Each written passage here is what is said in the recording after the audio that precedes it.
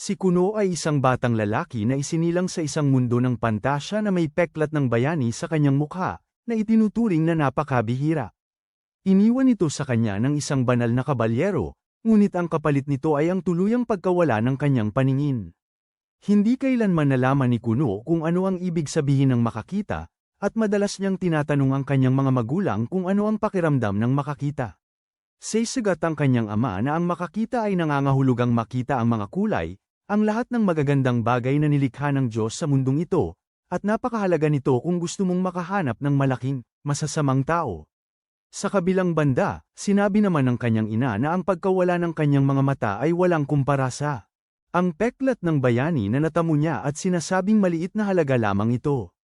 Madalas niyang naririnig ang mga katulong sa kanilang bahay na naaawa sa kanya dahil sa pagiging bulag niya, na nakakairita kay Kuno, na gusto lamang tratuhin bilang isang normal na batang kasing edad niya. Hindi nagtagal binigyan din siya ng isang guro sa mahika, na hindi niya masyadong gusto dahil hindi niya maintindihan kung ano ang maitutulong nito sa isang taong hindi nakakakita. Isa sa mga katulong ang gumagabay sa kanya papunta sa silid kung saan naghihintay ang kanyang bagong tagapagturo sa mahika at tinanong ni Kuno ang katulong kung ano ang punto ng pag-aaral ng mahika kung hindi man lang siya makalakad ng mag-isa at kailangan niya ng laging may gumagabay sa kanya. Naiintindihan ng katulong ang kanyang pagkadismaya at sinabi sa kanya na isinilang siya na may marka ng tubig sa kanyang noo, na nangangahulugang mayroon siyang malaking kakayahan sa mahika, lalo na sa mahika ng tubig, at kung matutunan niya ang mahika, malaki ang maitutulong niya sa mundo at sa kanyang sarili. Hindi masyadong sumasang-ayon si Kuno doon, ngunit nagpa siya na huwag nang makipagtalo ng buksan ng katulong ang pinto kung saan naghihintay sa kanya ang kanyang bagong guro, si Jen. Magiliw na binati ng nerd na kulay asul ang buhok si Kuno at nagpakilala bago simulan ang kanilang unang aralin. Madali naman para kay Kuno ang aralin, at agad niyang nakukuha ang kanyang baston na basa dahil sa isang simpleng mahika. Pinuri siya ni Jen sa kanyang mga talento habang tinatanong ni Kuno kung ano ang ginawa niya sa mahika. Ipinapaliwanag ni Jen na gumamit lamang siya ng isang simpleng mahika, na naglabas ng isang patak ng tubig na kasing laki ng mata. Biglang may napagtanto si Kuno kaya hinawakan niya ang kanyang mga mata, na ikinatakot ni Jen na isiping isa si Kuno sa mga taong madaling magalit at nasasaktan. Pero bigla siyang bumulalas na kung kaya niyang gumawa ng patak ng tubig na kasing laki ng mata, kaya niya ring gumawa ng sarili niyang mga mata. Kung paano niya pinag-ugnay ang dalawang bagay na yun ay isang misteryo sa akin, pero hindi ako makikipagtalo sa loika ng anime. Lumipas ang ilang panahon at hindi na gaanong malungkutin si Kuno tulad ng dati at nagsimula na siyang maging interesado sa iba't ibang bagay, at nabighani sa iba't ibang uri ng pagkain at iba't ibang amoy sa silid. Nagsimula siyang kumain ng litsugas, ngunit wala siyang ideya kung ano ang kinakain niya. Ngunit masayang ikinukwento ng katulong ang lahat tungkol dito, at sinasabing mas gaman ang pakiramdam niya dahil mas nakakatuwang magluto kaysa dati. Sinimulan niyang pairan ng ilang blueberries ang kanyang mukha habang sinusubukan niyang unawain ang mga amoy ng lahat. Ngunit dumating ang kanyang guro para turuan siya kaya napilitan siyang umalis. Ang kanyang tagapagturo na si Flora ay masyadong maasikaso na parang ina at nagtatanong kung ano ang gusto niyang pag-aralan ngayon. Sumagot si Kuno na gusto niyang magbasa tungkol sa kasaysayan ngayon at gusto niyang basahin ang tungkol sa kwento ng banal na gabing Hugh.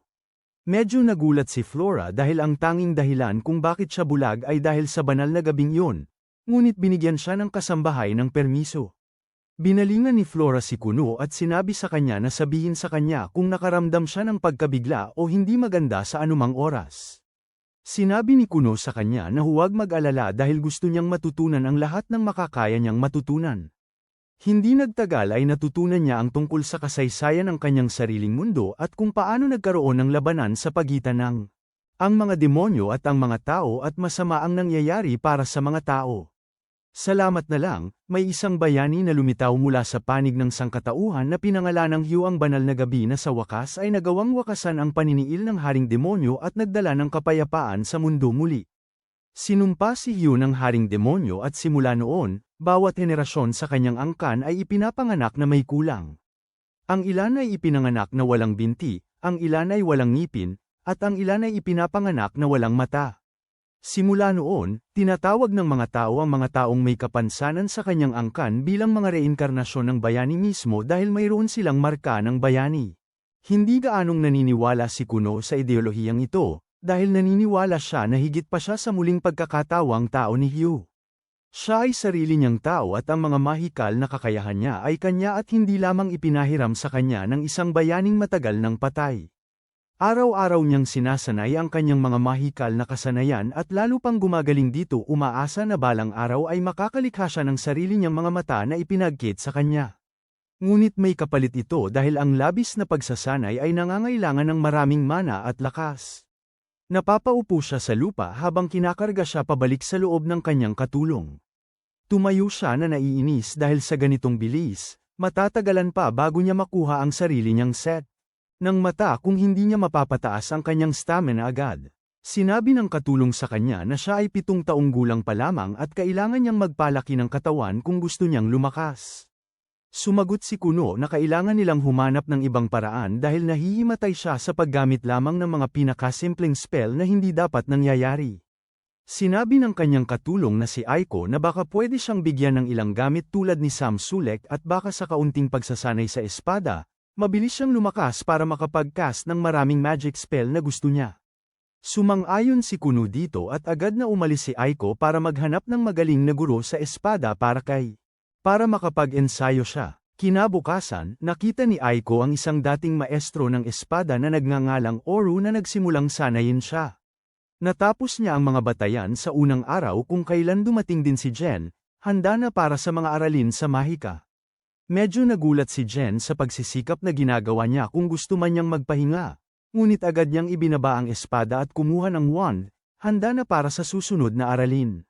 Hindi sigurado si Jen kung gaano karami ang natitira niyang lakas, kaya nagpasya siyang tingnan na lang kung naitandaan niya ang natutunan nila sa huling aralin. Agad na binigkas ni Kuno ang spell, ngunit imbes na isang bowl ang tubig lang ang lumabas, nagkaroon siya ng humantong sa paggawa ng mga 10 perpektong malinaw na bola ng tubig. Nagulat si Jen, nagtataka kung paano niya natutunan ang spell ng ganun kabilis at napagtanto niya na talagang kakaiba ang batang ito. Nang hapon, nakatanggap si Kuno ng bisita mula sa maharlikang kabisera na siyang prinsesa mismo na nagngangalang Miri.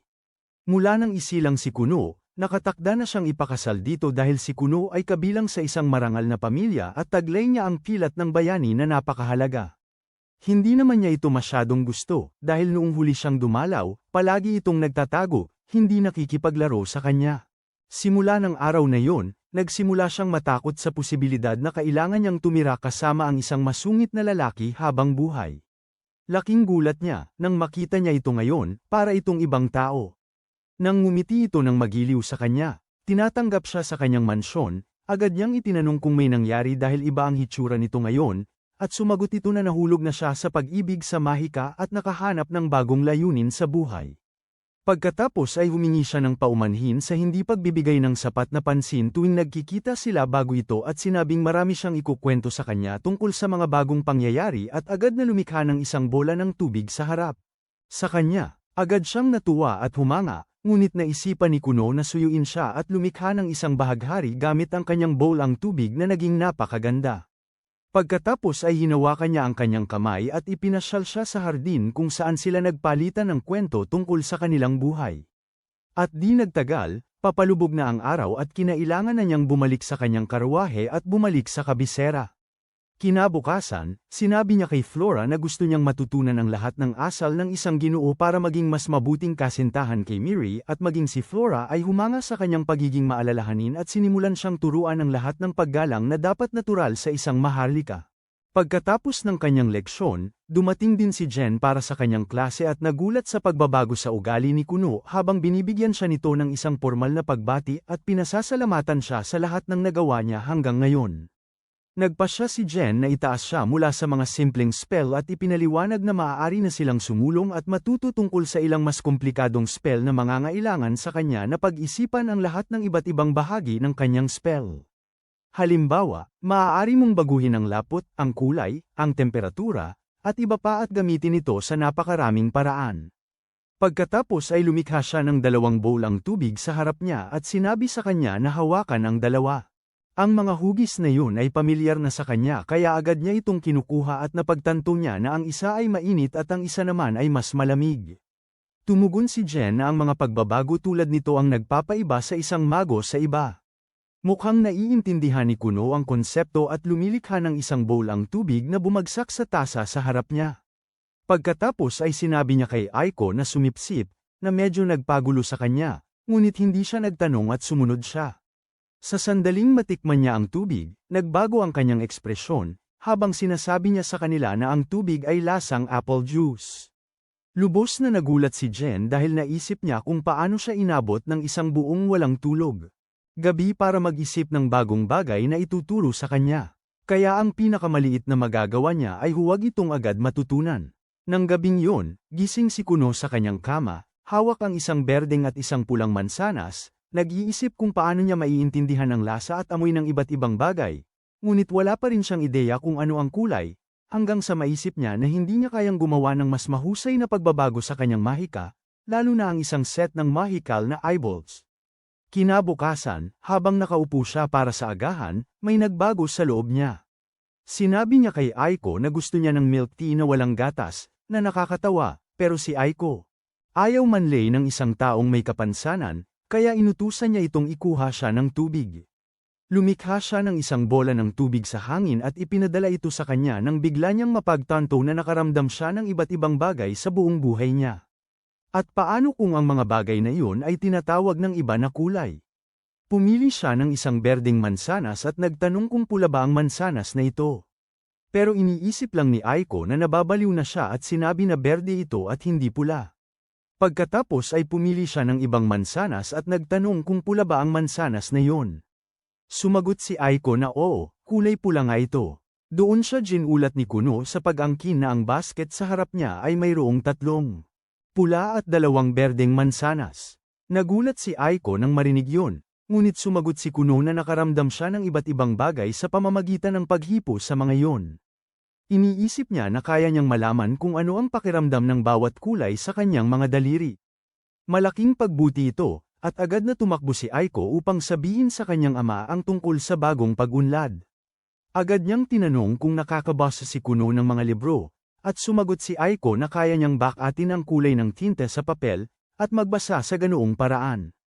Kinabukasan, sinimulan niyang muli ang kanyang pagsasanay sa mahika at nagpatawag ng isang malaking pulang kulay na bowl ang tubig, na nagsasabing mas nararamdaman niya ang kulay kapag ginawa niya itong mas malaki. Sa pagkakataong yun, tinawag siya ng kanyang ina na nakasir sa kanyang konsentrasyon at ang bowl ang tubig ay bumagsak sa kanila na nagbabalot sa kanila ng pulang likido.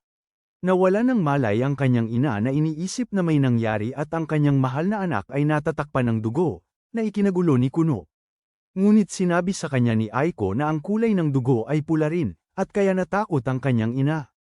Habang nangyayari ito, pinapanood ito ni Jen mula sa malayo, na iniisip na ang mga nagagawa ni Kuno ay higit pa sa anumang nakita na niya dati, at nagtataka kung ang batang ito ay may talento upang makamit ang pinakamahalagang titulo sa mundo at maging isang cerulean wizard. Lumipas ang ilang araw at sinimulan na ni Kuno ang pag-aaral tungkol sa hydromancy.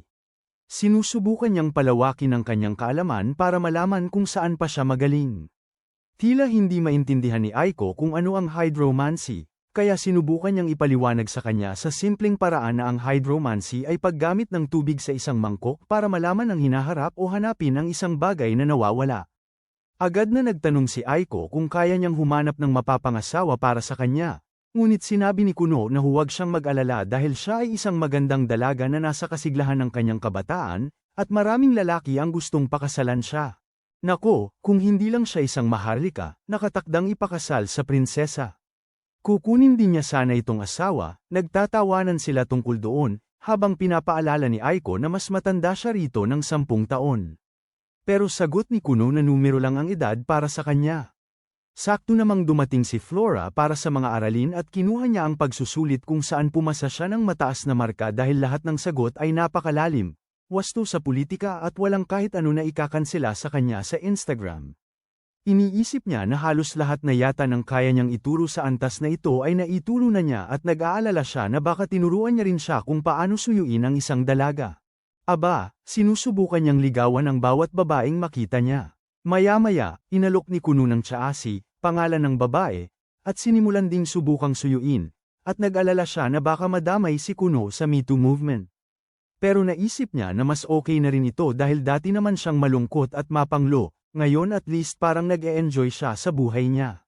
Nang gabing yun, sinabi ni Aiko kay Kuno na kailangan na nilang maghanda dahil gusto siyang makita ng kanyang ama at ipinatawag siya sa mansyon nito.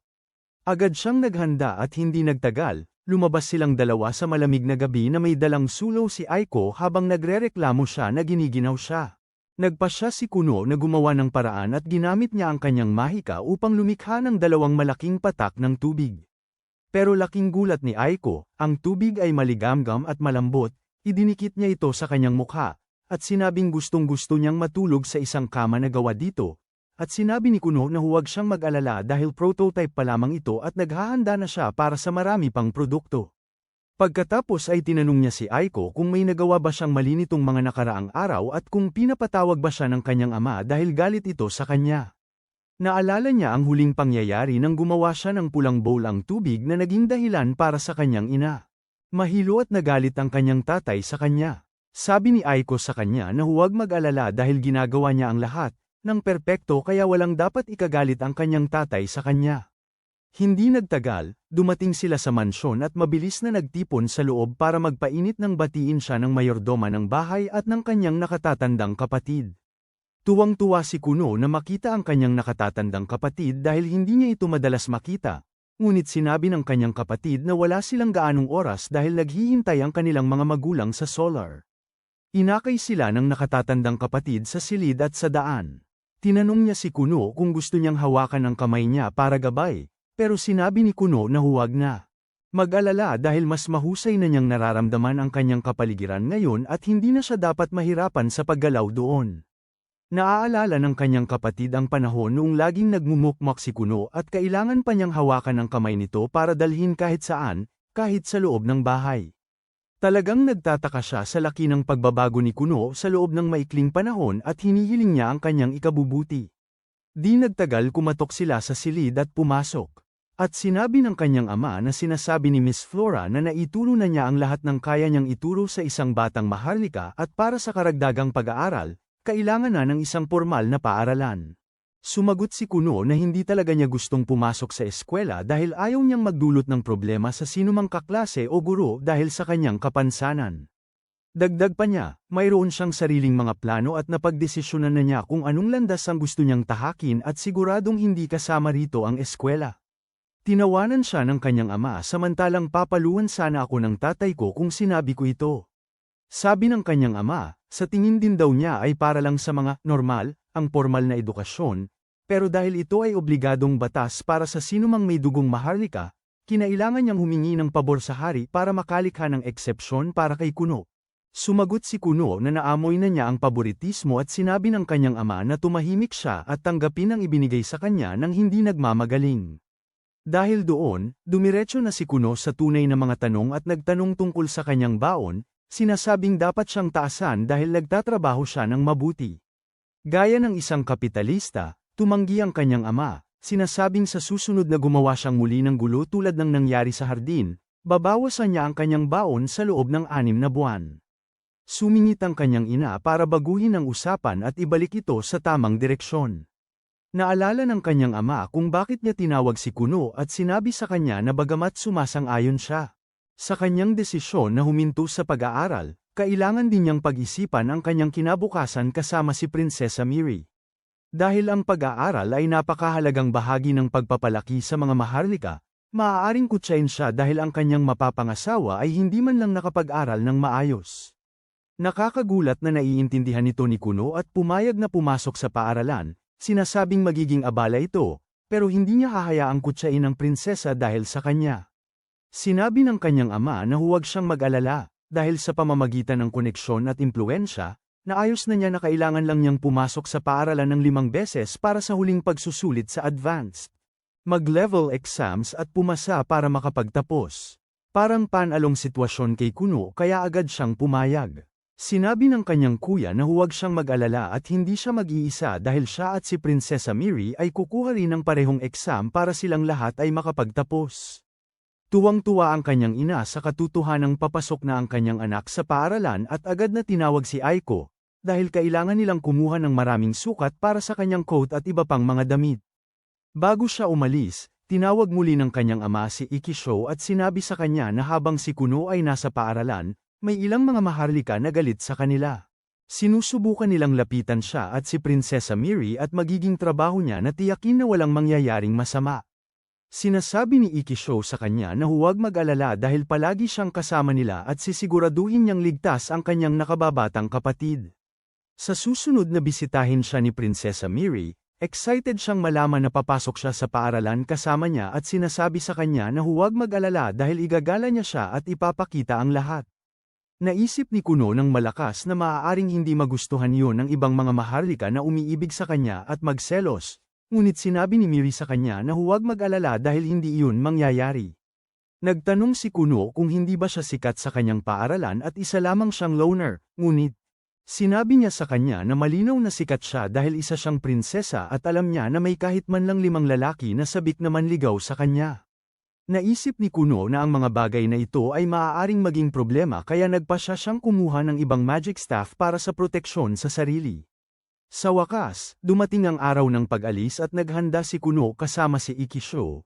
Ngunit lahat ay nakatuon kay Kuno dahil mukha siyang kaakit-akit sa kanyang bagong kapa at bagong baston. Nagpakita siya ng ilang poses bago sumakay sa karawahe at pagkatapos ay ginamit niya ang kanyang water magic upang takpan ang mga gulong ng bagon ng manipis na patong ng tubig upang maging mas matatag at mas hindi lubak-lubak. Medyo humanga si Ikisho sa mga ideya ni Kuno. Habang natutuwa lang si Kuno na may silbi ang kanyang mga mahikal na kakayahan sa totoong buhay, hindi tulad ng kurso sa gender studies o antropolohiya. Naalala ng kanyang kapatid yung panahon na malungkot at emosyonal pa si Kuno at nadapa dahil hindi nakikinig si Ikisho at pagkatapos ay nagsimulang umiyak. Sinabi ni Kuno na huwag siyang mag-alala dahil hindi na siya yung taong yun at sapat na siyang malakas para higaitan ang buhay ng lahat ng sangkatauhan. Medyo nag-aalala na si Ikisho dahil ang kanyang nakababatang kapatid ay nagsisimula ng mas parang hari ng demonyo kung magsalita kaysa sa reinkarnasyon ng isang bayani, pero isinasantabi niya ang kanyang mga iniisip nang sa wakas ay dumating sila sa akademya. Natagpuan ni Kuno si Miri na naghihintay sa kanya sa labas at agad siyang nagsimulang manligaw, habang ang kanyang nakatatandang kapatid ay nakatayo lamang doon na hindi mapakali. Di nagtagal ay medyo nabigla si Kuno sa lahat ng bagong stimuli dahil naririnig niya ang libu-libo at nararamdaman ang presensya ng daan-daang estudyante sa loob ng paaralan. Naiisip niya kung paano sana umurong ang kanyang dating sarili dito, pero binigyan siya ng kanyang mahika ng kumpiyansang kailangan niya at hinawakan niya ang mga kamay ni Miri at pumasok sa akademya. Agad siyang naging paborito ng mga babae dahil sinasabi nila na mas kamukha ng prinsipe sa mga kwento ang bagong lalaki kaysa sa isang estudyante. Habang pati ang propesor na dapat sana'y maglilibot sa kanya sa paaralan na stress dahil narinig niya na sobrang mahiyain si Kuno, ngunit iba ang nakikita niya. Tinawag niya ito at nagpakilala bilang Professor Cast, sinasabing siya ang gag-abay sa kanya ngayong araw. Nagpasalamat siya sa tulong at nagpaalam sa kanyang kapatid at kay Miri na nangakong magsasalo sa pananghalian. Habang iginagala siya ng propesor, wala siyang kamalay-malay na nakagawa na siya ng isang grupo ng mga kaaway ng mga bully na dating naghahari sa eskwelahan at pinakasikat bago siya dumating. Dinadala ni Cast si Kuno sa isang hiwalay na silid-aralan at ipinapaliwanag na magbibigay siya ng 5 pagsusulit para sa kanyang pagtatapos at kadalasan ay may pagitan sa bawat pagsusulit. Dahil ang eskwelahan ay nakatanggap ng direktang utos mula sa kanyang ama at mismong hari na pagsamahin ang kanyang mga pagsusulit, seryosong sumagot si Kuno na ang hari at ang kanyang ama ay matalik na magkaibigan at ang ginagawa nila ay malinaw na paboritismo na hindi niya sinusuportahan.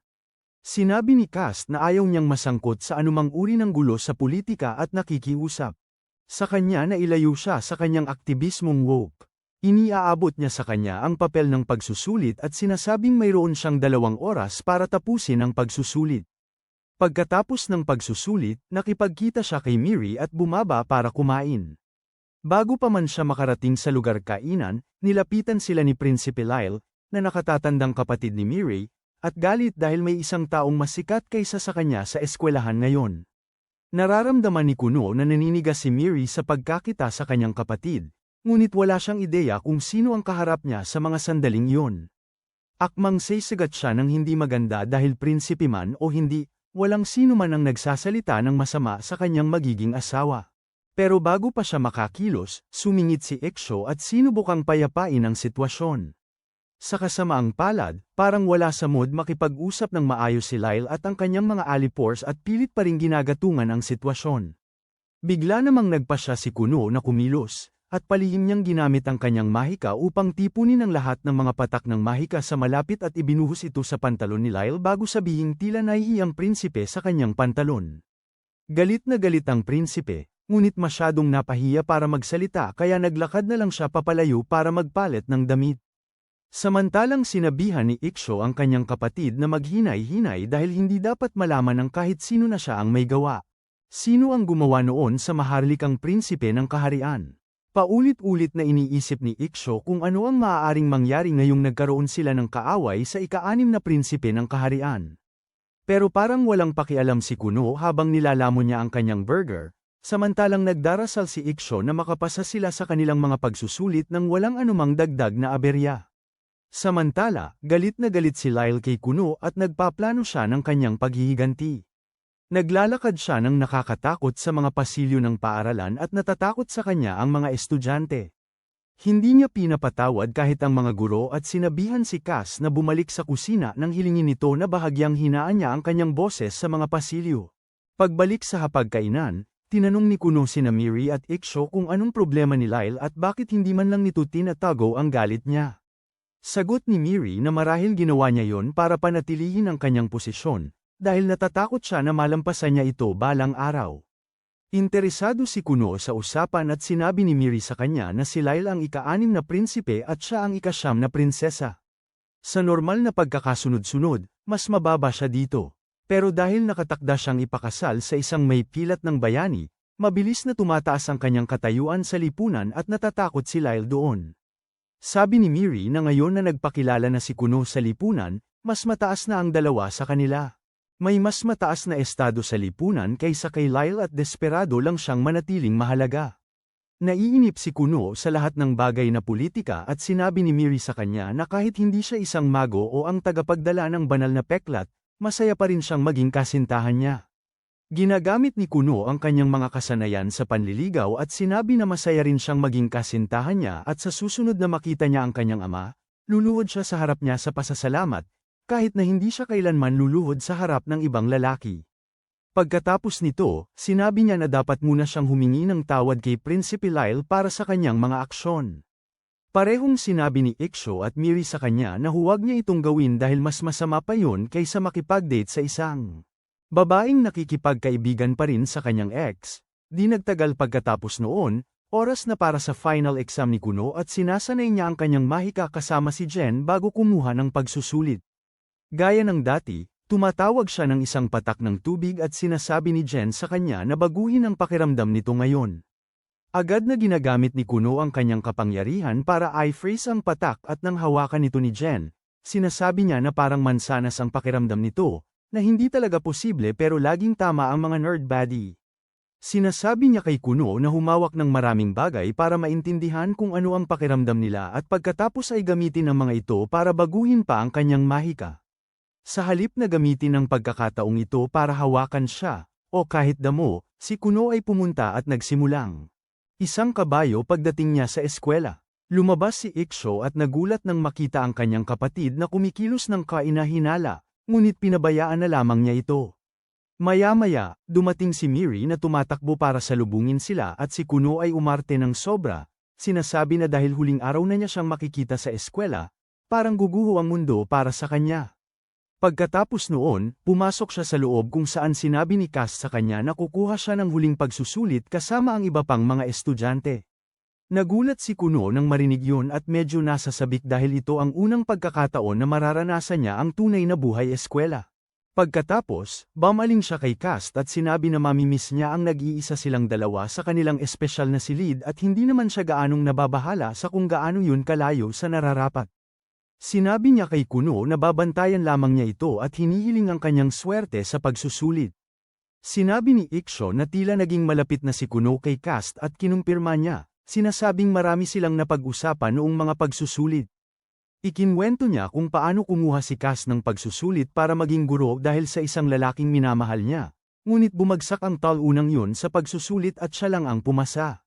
Ngayon, isa na siyang guro at siya naman ay isang tambay at walang ideya si Cast kung ano ang ginagawa niya sa ang kanyang buhay. Nababahala sina Iksho at Miri sa kalusugan ng isip ni Cast matapos marinig ang mga paksang pinag-uusapan niya kasama ang isang bata, ngunit sa sandaling yun, inistorbo sila ng ilang estudyante dahil interesado rin sila kay Kuno. Sinabi ni Cast sa kanya na magpakilala at nagpakilala si Kuno bilang kasintahan ni Miri at nakababatang kapatid ni Iksho. Humanga ang lahat sa kanya nang walang dahilan at sinabi ni Kuno na masaya siyang makita na ang kanyang kasintahan at nakatatandang kapatid ay may mga kaibigan dahil wala pang lumalapit sa kanila hanggang ngayon at nalulungkot siya sa pag-iisip na nag-iisa sila. Sinabi ni Iksho kay Kuno na huwag silang suruan ng ganoon at napahiya si Miri habang nagpapaliwanag. Na hiniling niya sa lahat ng kanyang kaibigan na iwanan muna siya para mas makasama niya ito. Nagpaumanhin si Kuno dahil hindi niya napansin ang nararamdaman niya at pagkatapos ay inulit niya na natutuwa siya na pareho silang may mga kaibigan ni Iksho. Ayaw niyang maging direkta sa kanila at tanungin kung sila ay nag-iisa dahil bastos yun at hindi siya pinalaki ng kanyang ina na bastos. Halos handa na siyang sabihin sa kanila na okay lang na walang kaibigan sa pamamagitan ng paggamit ng awa at sabihin sa kanila na mas malala pa siya. Kumbinsido ang lahat sa kanyang ginawa. Ngunit alam ni Miri na walang problema si Kuno sa pagiging walang kaibigan at kinumpirma niya ito. Malapit na, oras na para magsimula ang pagsusulit at sinabi ni Cast kay Kuno na itigil na ang pag-alaga sa kalapati at umupo na sa kanyang upuan. Sinimulan na siyang akayin ni Miri sa kanyang upuan nang biglang dumating si Lyle at itinulak silang dalawa palayo. Galit siya kay Miri dahil nakarating na sa palasyo ang balita tungkol sa nangyaring kasalan at kahit ang mga lingkod ay nag-uusap tungkol dito sa likuran niya. Iniisip ni Lyle na pare-pareho lang ang lahat dito at sigurado siyang pinag-uusapan din siya sa likuran niya dahil wala silang lakas ng loob na sabihin sa kanya ng harapan. Kinuyam niya ang kanyang mga kamao sa galit, ngunit biglang hinawakan ni Kuno ang kanyang kamay at nagpakilala sa prinsipe. Sabi niya hindi raw siya nagkaroon ng pagkakataong batiin siya ng maayos noong nakaraang araw, pero gusto niya talagang maging magkaibigan sila ng bayaw niya. Nagulat ang buong klase nang makita ito dahil walang nagtatangkang lumapit kay Lyle, maliban sa ilang sunod sa Yerin. Sa kabilang banda, ngayon lang may bumati kay Lyle ng ganito, at hindi niya alam kung paano siya tutugon. Mahigpit na kinamayan siya ni Kuno at hindi makaalis si Lyle sa pagkakahawak nito, kahit anong pilit niya. Nagpanggap siyang mulat sa katotohanan at sinabi kay Kuno na hindi siya pumayag na hawakan o kausapin siya. Ngunit, binaliwala niya ang sinabing yun at sinabi na ang lalaki raw ng mga kamay ni Lyle. At gusto niya sa leg niya. Obra na ito para kay Lyle at agad siyang bumaling kay Miri, tinatanong kung anong problema sa mapapangasawa niya. Imbis na sumagot, tumawa si Miri dahil hindi niya akalain na mamumula si Lyle ng ganoon. Mas lalong napahiya si Lyle habang sumasali ang buong klase kay Miri sa pagtawa sa kanyang reaksyon, at bumaling siya kay Kuno, sinasabihan itong bitawan ang kamay niya.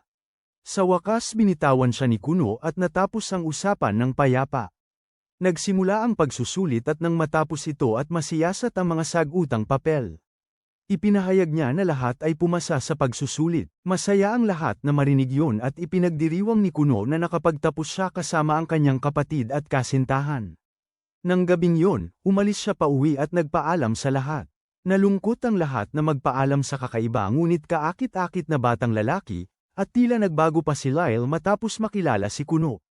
Kinabukasan, nagpatuloy ang kanyang mga aralin sa Mahika kasama si Jen at sinabi niya sa kanya na lumikha ng isang maliit na bagyo.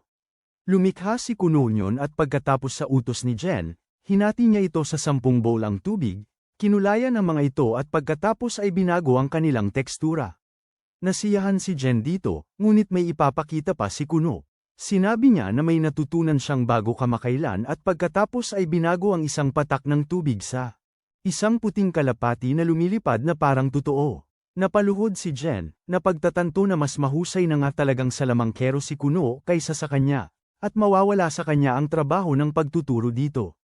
Napagpasyahan niyang ihayag ang katotohanan ito kay Kuno sa oras ng tsaa at hiniling na ihanda nito ang kanyang sarili dahil mayroon siyang nakakagulat na balita para dito. Pinaalis muna ni Kuno si Aiko bago tanungin si Jen kung isa ba itong diyosa na nagmula sa ibang mundo para turuan siya. Pero ngayon ay kailangan na nitong bumalik sa kanyang banal na dimensyon. Naaliw si Jen sa ideyang yon, pero hindi niya ito pinagtuunan ng masyadong pansin. Sinabi niya kay Kuno na wala na siyang maituturo dito, at mas magaling na ito. Kaysa sa kanya ngayon, tumayo si Kuno at sinabi na ayaw niya itong pakawalan, dahil ang maliliit na paraan na inimbento niya para panatilihin siyang abala at pahabain ang kanyang trabaho ay nagpaunawa sa kanya ng mas marami tungkol sa mahika kaysa sa anumang normal na klase. Higit pa doon, nagpapasalamat siya dahil siya ang nagbigay inspirasyon sa kanya na lumikha ng mga mata gamit ang mahika. Desperado siyang panatilihin siya bilang kanyang guro at nag-alok na dagdagan ang kanyang sweldo. Ngunit naging tapat si Jen sa pagkakataong ito at sinabi na sobra-sobra na ang bayad sa kanya sa lahat ng oras na ito, at ngayon ay wala na siyang gagawin.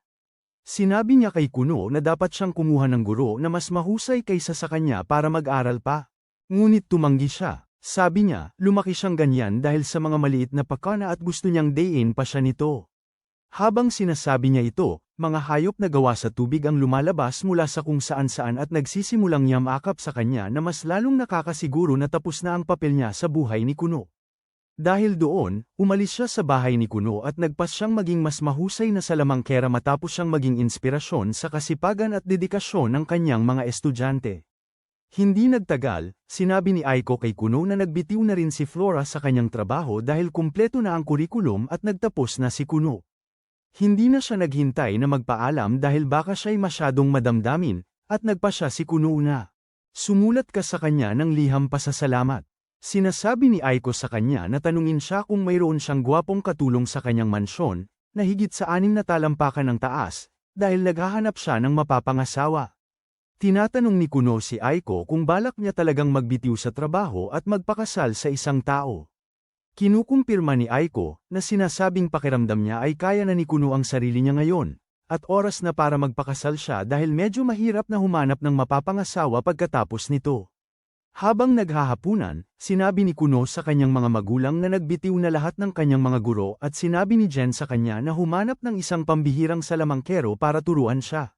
Sabi ni Iksho na ang maharlikang salamangkero na si Zeo ay medyo sikat kamakailan, at mapapatunayan ito ng kanyang ina.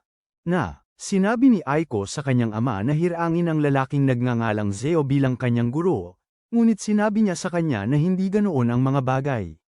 Nilinaw niya na hindi niya maaaring tawagin ang maharlikang salamangkero para turuan siya, at tinanong ni Kuno ang kanyang ama kung ano ang silbi ng pagiging matalik na kaibigan ng hari kung hindi man lang niya magawa ito. Sinabi ng ama ni Kuno sa kanya na ang hari lamang at ang mga taong direktang pinahintulutan niya ang maaaring makipagkita sa mga maharlikang salamangkero, na bihirang umalis ng kastilyo at hindi nakikipagkita sa mga karaniwang tao. Naiintindihan na ngayon ni Kuno ang kanyang paghihirap, ngunit mayroon siyang solusyon para dyan. Sinabi niya sa kanyang ama na sasama siya sa kanya sa maharlikang palasyo sa susunod na pagkakataon na siya ay pupunta. Para makausap ang hari, at pagkatapos ay maliligaw siya doon. Mahahanap siya ng mga maharlikang salamangkero, at sa tulong ng swerte, tatanggapin siya bilang kanilang estudyante. Sinasabi ng tatay ni Kuno na tigilan na niya ang panunood ng maraming anime at K-drama dahil hindi ganoon gumagana ang mga bagay sa totoong buhay. Sabi niya na walang kasiguraduhan na gagana ang plano niya, pero kampante si Kuno na makukuha niya ang gusto niya. Hinihiling niya sa kanyang ina na tulungan siya, at dahil paborito siya nito, nakikiusap ito sa kanyang tatay na gumawa ng paraan. Utos ng asawa ang batas sa lalaki, kaya pumapayag siyang kausapin ng hari tungkol sa bagay na ito, kahit na wala siyang gaanong pag-asa na magtatagumpay ang plano. Pagkalipas ng ilang araw, isang dalubhasang salamangkero ang nakatanggap ng dokumento mula sa isa pang mataas na antas ng salamangkero. Nagulat siya nang malaman na ang isang baguhang salamangkero ay nag-aaral para maging estudyante ng maharlikang salamangkero na si Zeo, ngunit sinabi sa kanya ng babae na tila may talento ang bata at labis na nagkakagusto sa kanya si Prinsesa Miri. Balewala ayon sa dalubhasa at sinimulan niyang basahin ng detalyado ang dokumento ni Kuno, at sapat na yon para maging interesado siya sa bata. Ngunit dyan nagtatapos ang videong ito. Huwag kalimutang mag-like at mag-subscribe sa channel. Salamat sa panunood at magkikita-kita tayo ulit sa susunod.